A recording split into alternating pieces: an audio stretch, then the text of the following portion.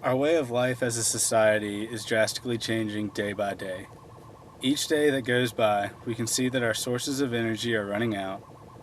Oil is getting more expensive and the supply is dropping. Because of this, we build nuclear power plants to supply us with energy fueled by uranium. Currently, only 14% of uranium in the United States is domestically supplied. Virginia has been considered by big uranium mining companies to be very lucky in that it has been blessed with a large deposit in the Pittsylvania County area. Virginia Uranium Incorporated currently owns the Coles Hill deposit in Pittsylvania County. VUI has been lobbying to have the moratorium on the deposit lifted in order to mine and extract the valuable ore.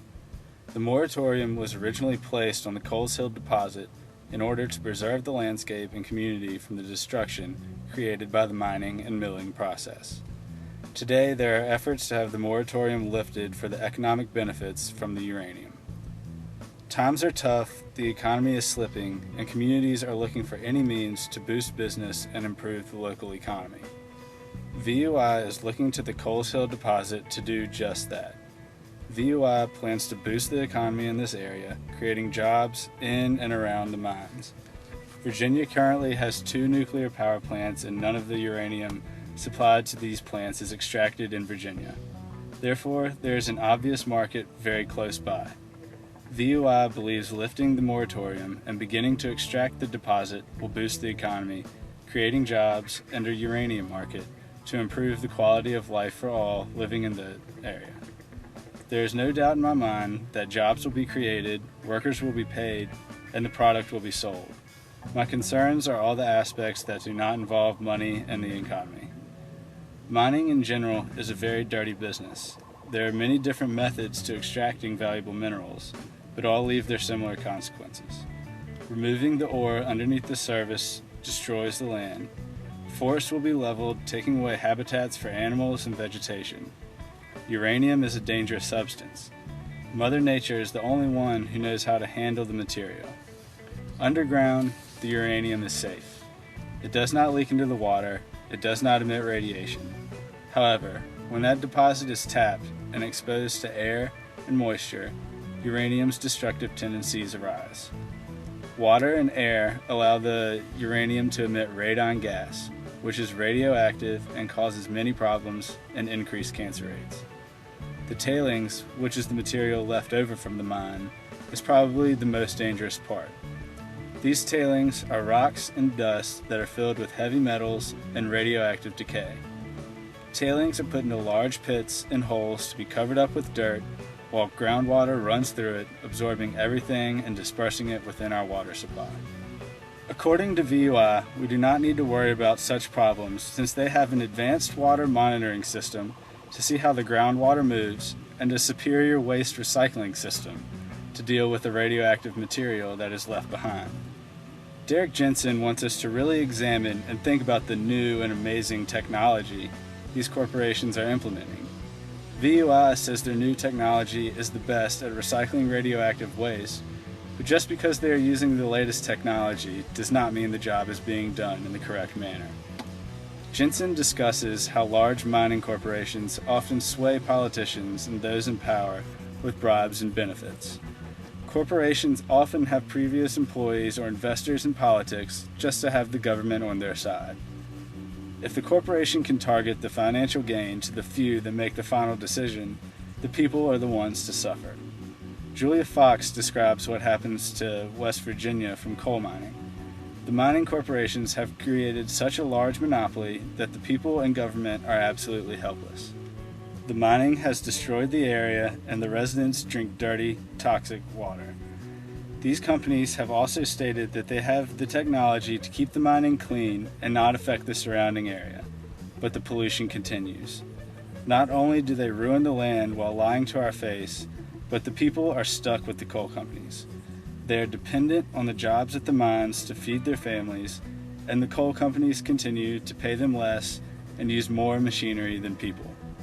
The Coles Hill deposit has the same potential to drag Virginia into the same ditch the coal deposits have taken West Virginia.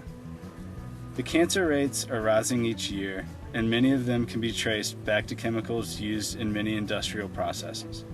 Sandra Steingraber reports environmentally caused cancer makes up 2% of all cancer diagnoses. This percentage seems small, but that is about 11,000 people that will get cancer from environmental causes. This outweighs hereditary breast cancer, non-smokers contracting lung cancer, and the number of teens and children killed by firearms.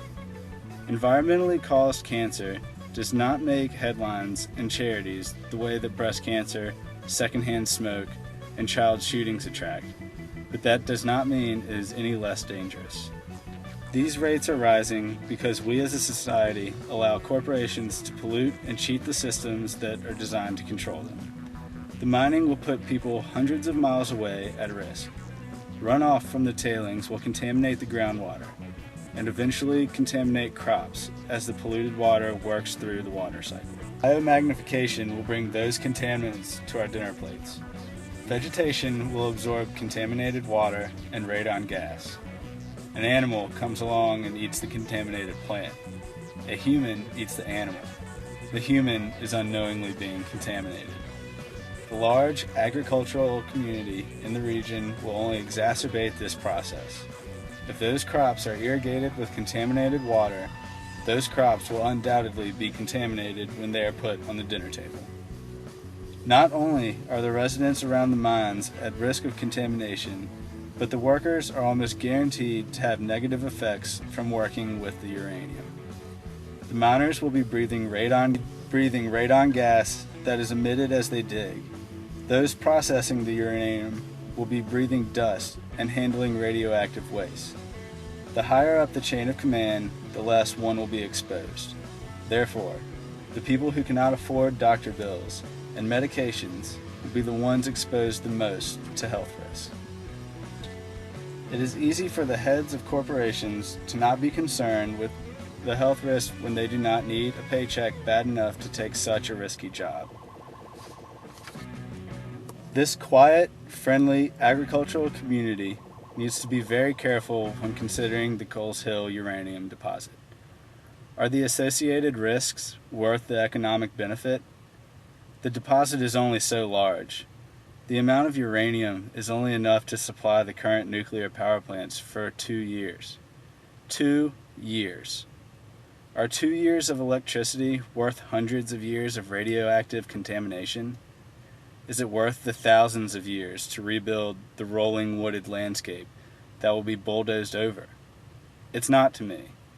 I do not want to see the land I grew up on destroyed and polluted. I do not want my family to be subjected to radioactive drinking water, eating contaminated foods, or contracting cancer from the carcinogens released from the mining process. Is the Coles Hill deposit really that valuable?